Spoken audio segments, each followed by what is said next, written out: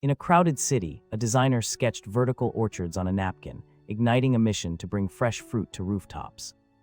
The team faced cold calls, scarce funding, and skeptical landlords, yet risk became fuel as pilots yielded surprising harvests. A breakthrough came when a local school partnered for student-led maintenance, turning a challenge into community-driven proof of concept.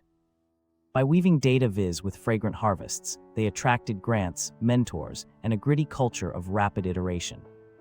Today, the rooftop orchards stand as a symbol, small sparks amplified through trust, creativity, and stubborn perseverance.